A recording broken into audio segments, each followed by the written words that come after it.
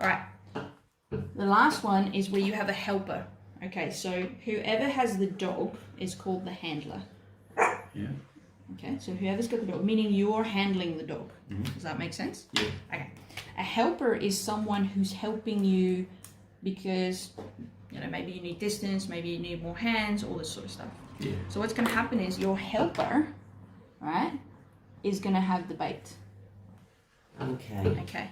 What you're going to do is you give the handler a signal, wink, wink. I don't care what it looks like. Maybe not something with the hand because that's distracting, isn't it? Well, yeah, it's just you don't really want the dog to see it. You don't want the dog to see you cue the helper. So you can nod. Yeah. Nod, yes. Yeah, if you want. As long as Ollie's not looking at you. Yeah. Okay. All right. So what's going to happen is when this person pretends to trip or accidentally drop the bait. Yeah. At the dog, as the dog moves, you say leave it. So the handler's job, the helper's job is to make sure, okay, where's this handler standing, right? And this is the key. This person here needs to be very, very, very still. Yeah. Okay? Because the leash is going to have a perimeter, yes? Mm-hmm. Yeah. Okay. So if the helper drops the food, let's say 2 meters, then you have 2 meters buffer zone. Yeah. Okay. However, if for some reason, because let's say the handler steps forward a step 1 meter, then at least you have 1 meter that you can block the dog, because that's what it's about. It's about blocking him.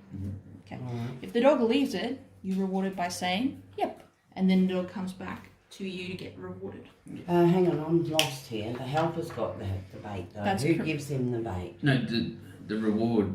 Comes from you. The bait. Yeah, so I've the got to bait walk he over can never and have. give you. No, The reward. that's not the reward. That's bait. Oh, okay. Yeah. So I get it. so I thought I pretend. had, yeah. So let's pretend that is someone's, I don't know, chocolate bar.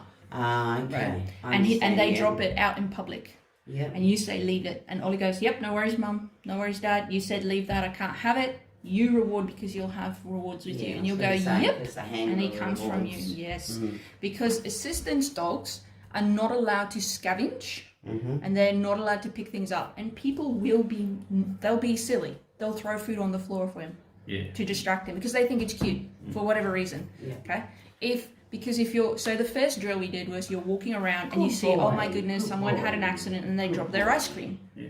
Ollie starts to go that way, leave it, cool, done that. What if you wanted to throw something? Okay, so this is what happened with Ziva. She's got an abscess in her tooth because I threw something, right? I didn't think about it, and I didn't tell her leave it.